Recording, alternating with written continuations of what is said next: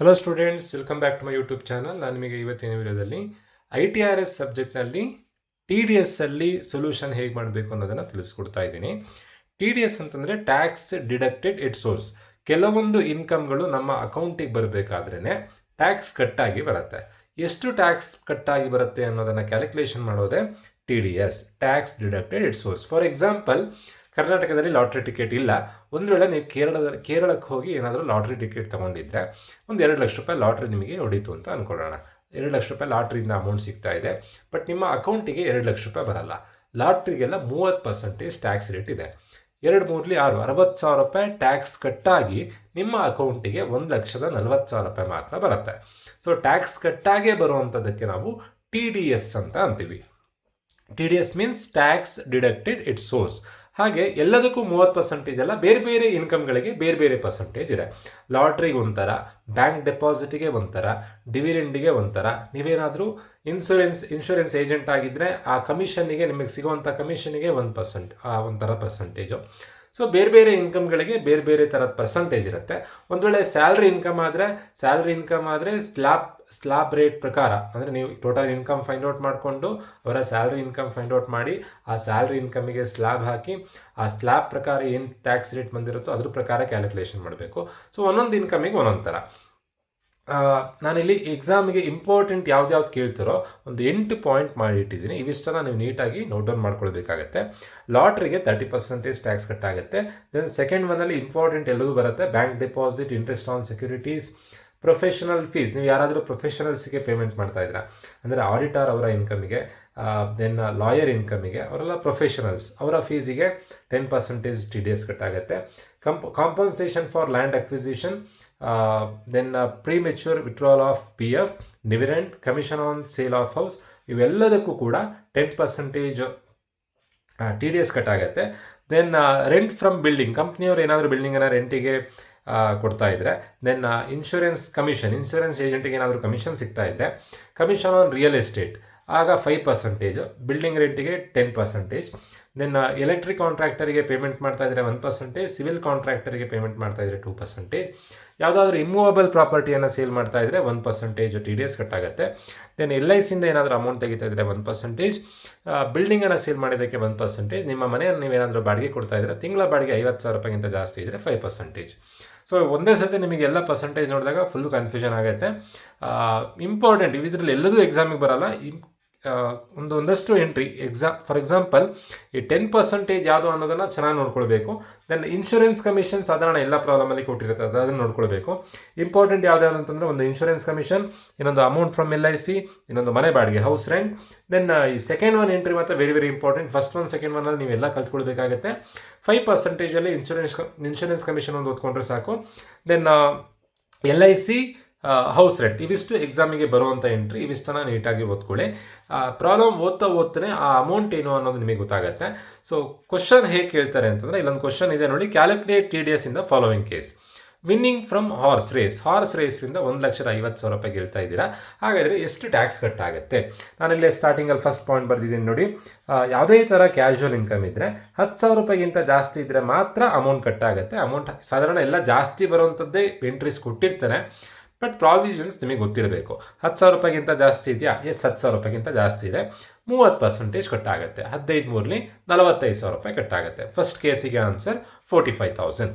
Bank deposit 88,000 ಇದೆ. Bank ಡೆಪಾಸಿಟಿಗೆ ಎಷ್ಟು tax rate? Bank deposit, securities, professional fees ಎಲ್ಲದಕ್ಕೂ 10%. ಕಂಡೀಷನ್ ಏನು?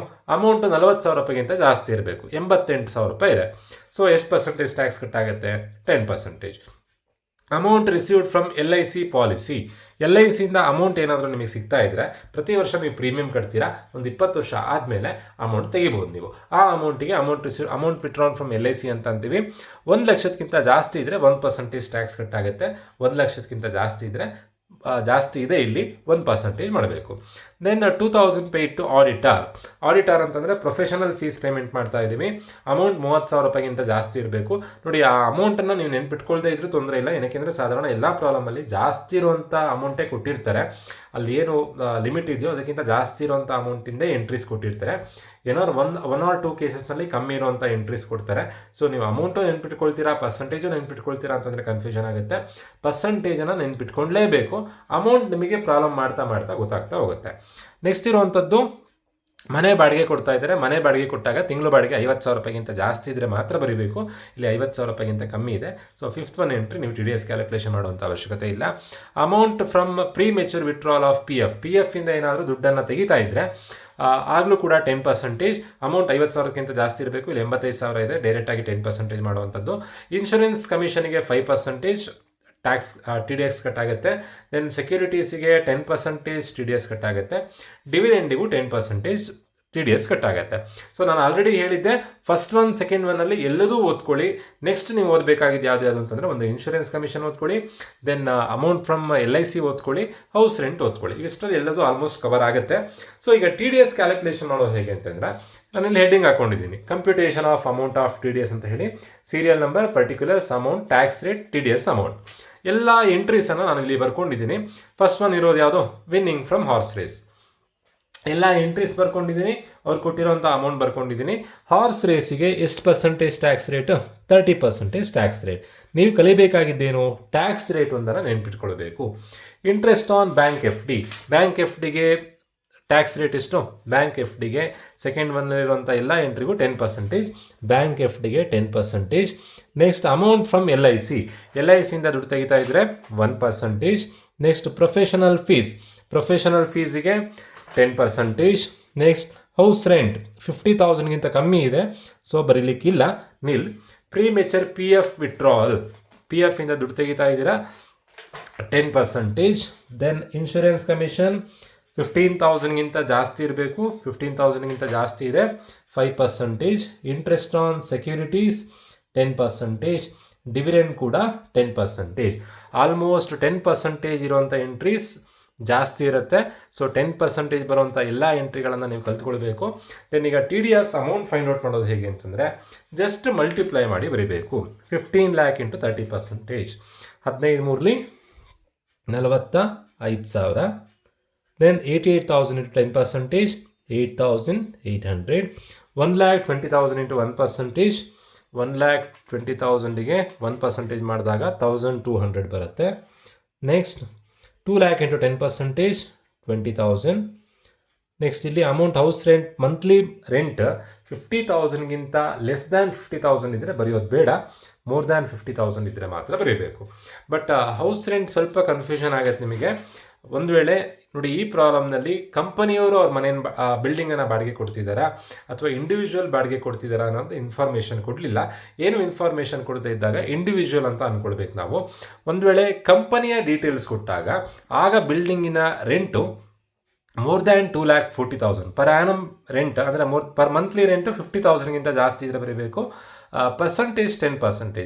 ಈ ಕೇಸ್ ಚೇಂಜಸ್ ಏನು ಅಂತಂದರೆ, ಇಂಡಿವಿಜುವಲ್ ಅವರ ಮನೆಯನ್ನು ಬಾಡಿಗೆ ಕೊಟ್ಟಾಗ ಒಂಥರ, ಕಂಪನಿಯವರು ಅವರ ಬಿಲ್ಡಿಂಗನ್ನು ಬಾಡಿಗೆ ಕೊಟ್ಟಾಗ ಒಂಥರ. ಕಂಪನಿಯವರು ಅವರ ಬಿಲ್ಡಿಂಗನ್ನು ಬಾಡಿಗೆ ಕೊಡ್ತಾ ಇದ್ದರೆ ಪರ್ ಆ್ಯನಮ್ ಅಮೌಂಟು 2,40,000ಗಿಂತ ಜಾಸ್ತಿ ಇದ್ರೆ ಬರೀಬೇಕು, ಪರ್ಸಂಟೇಜ್ 10%. ಇಂಡಿವಿಜುವಲ್ ಅವ್ರ ಮನೆಯನ್ನು ಬಾಡಿಗೆ ಕೊಡ್ತಾ ಇದ್ದರೆ ಪರ್ ಮಂತ್ ರೆಂಟು 50,000ಗಿಂತ ಜಾಸ್ತಿ ಇದ್ರೆ ಬರೀಬೇಕು, ಪರ್ಸಂಟೇಜ್ 5%. ಏನು ಇನ್ಫಾರ್ಮೇಷನ್ ಕೊಡದೇ ಇದ್ದಾಗ ಇಂಡಿವಿಜುವಲ್ಸ್ ಪ್ರಾಬ್ಲಮ್ ಅಂತ ಅರ್ಥ ಮಾಡ್ಕೊಳ್ಬೇಕು ನಾವು. ಸೊ ಹಾಗಾಗಿ 50,000ಗಿಂತ ಕಮ್ಮಿ ಇದೆ, ಅಮೌಂಟ್ ನಿಲ್ ಬರಿತಾ ಇದ್ದೀವಿ.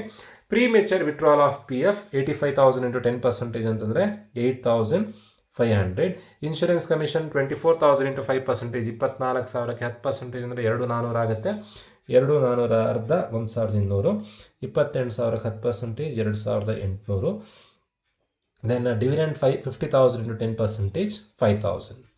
ಸೊ ಇದನ್ನು ಆ್ಯಡ್ ಮಾಡೋವಂಥದ್ದು ಏನು ಬೇಡ, ಜಸ್ಟ್ TDS ಮಾತ್ರ ಕ್ಯಾಲ್ಕುಲೇಷನ್ ಮಾಡೋದು, ಯಾವ್ಯಾವ ಎಂಟ್ರಿಗೆ ಎಷ್ಟೆಷ್ಟು TDS ಕಟ್ ಆಗುತ್ತೆ ಅಂತ ಟೋಟಲ್ ಮಾಡಲಿಕ್ಕೆ ಏನಿಲ್ಲ.